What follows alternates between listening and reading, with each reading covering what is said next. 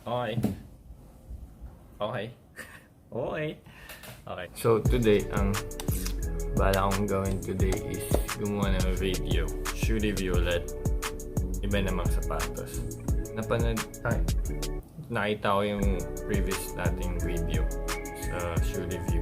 Dami niya ng views, around 700 plus na yung views. So, na-realize ko na ito yung gusto ng mga viewers. Ito yung kasi sinesearch nila yun syempre kasi balak nilang bumili. Sakto, 11-11. So, tulungan ko ulit kayo na mag-decide sa bagay na or sa shoes na gusto ninyong bilhin. So, syempre, hindi ko kayang bumili ng shoes every payday. So, every 3 months. Joke. Hindi ko kayang bumili ng shoes ng frequent. So, para may ma-review pa rin ako, yung mga lumang shoes ko na lang yung i-review ko kasi pareho lang naman yun, bro. Kasi luma siya, pero sa akin din naman yun. Tsaka nagamit ko na siya. So, alam ko na yun.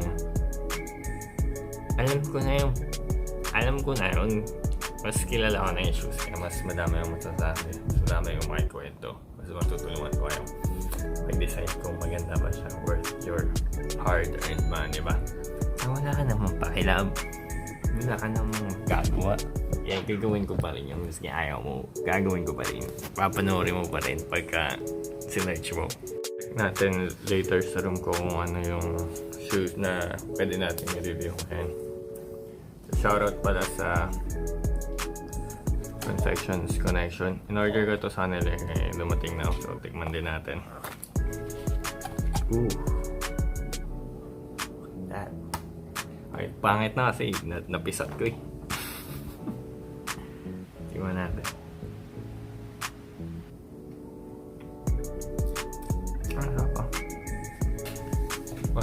Aha. Cookie cupcakes ata yung tawag dito. Cupcake siya na may consistency ng parang cookie dough. Hindi ko alam, ang genius lang ng idea. Ang sarap eh.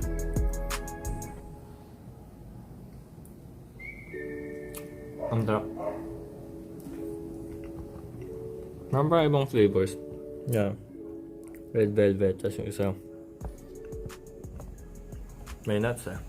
Masarap. I-check nyo sila sa Instagram. Nalagay ko yung username nila sa description. Ang sarap. Good job.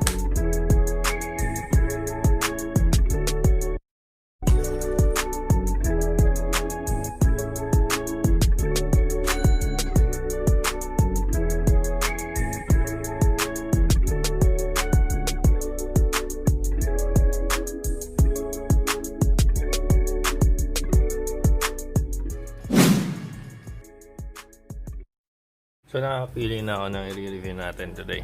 Itong New Balance 574. Ito siya. Yung classic silhouette ng New Balance. Parang ito ata yung pinaka-iconic na design nila. So okay, review natin.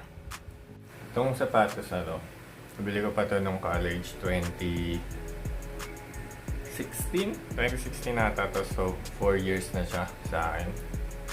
Matagal na to sa akin. Sobrang tagal na, as in sobrang dami ng pinagdano na sa bata to. Pero tingnan nyo, hindi pa siya 4 years old na to, pero hindi naman siya parang luma na eh.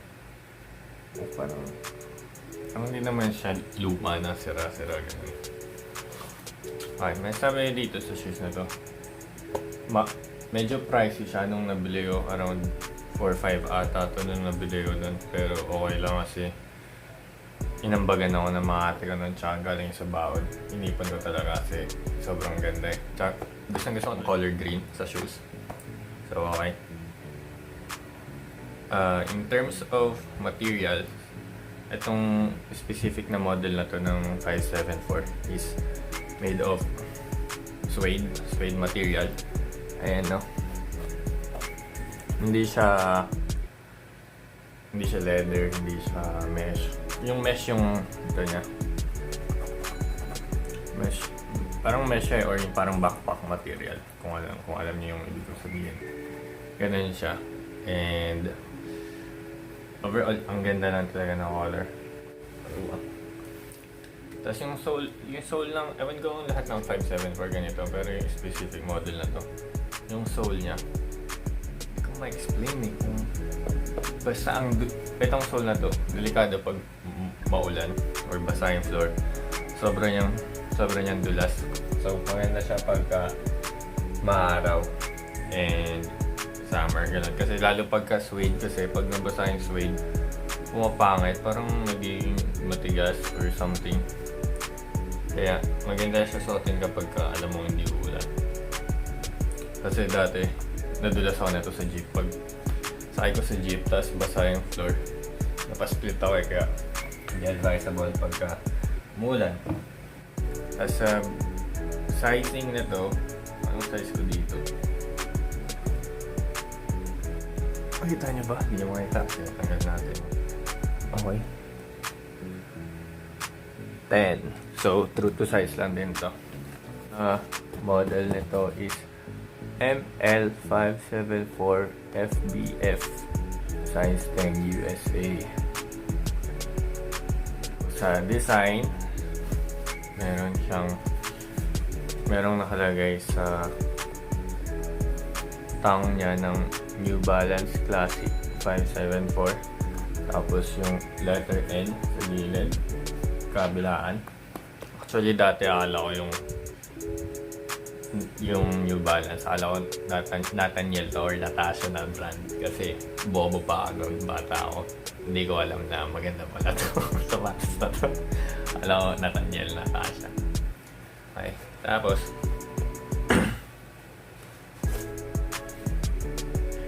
yung inside niya, yung insole, may nakalagay lang na New Balance 574 Classic. Grabe, ang tagal na nito, hindi na kudkud yung yung print. Quality talaga kasi ito. Tapos natatanggal siya, tapos makikita mo na yung kaluluwa ng sapatos. Ay, ito yung tsura.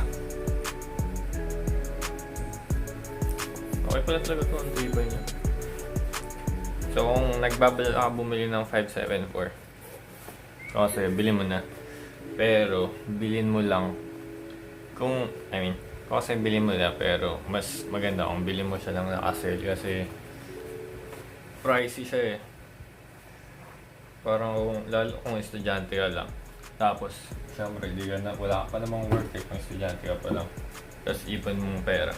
Mas okay kung intayin mo yung sale, lalo ngayong pandemic. Wala ka naman kasing pupuntahan, so huwag kang bili ng sapatos. Bahay mo to sa research, saan mo gagamitin yung sapatos? Hindi ka lalabas ng bahay. Lumabas ng bahay nang wala namang malagang gagawin na. Pala, meron din siya dito. New Balance, parang heel support. Kasi, parang may siyang heel support, pero parang wala rin. Pero yung likod niya, solid, diba? So, meron siyang heel support. And, nakalagay lang dito sa gilid. New Balance din na logo. Tapos, meron siya sa likod, New Balance. Uy, shit, ang tibay na nito. Wala pa siyang, hindi nagbabakbak yung, yung kanyang print. So, very good, diba? Quality talaga basta New Balance. Ayun lang, pagka suede yung sapatos nyo, lagaan nyo lang. Huwag yung, pag nabasa, huwag nyo kaya na yung ibababad nyo sa basa. Pag nililinis ko to dito lang. Hindi ko kasi alam kung paano talaga nilinisin yung suede. Yung luma pa na box ng New Balance. Ngayon ko kung ganito pa rin yung sayang ko yung box nila kasi may ganito. New Balance. Yung box, sapatos lang naman na ito. Saka yung papel. So, ito yung napili ng review kasi merong Lazada flagship store yung New Balance. So, pagka sale yung 574s nila, bilhin nyo na kasi para sa akin worth it siya. Kasi ang tibay, tandaan na nito, grabe. Okay, ayun na. Sana natulungan ko kayong mag-decide. So, next clip yung on fit na sa mga power na shots. Thanks for watching. Subscribe kasi hindi naman kayo nagsusubscribe eh. Nanonood lang kayo eh. Mag-subscribe ka para goods.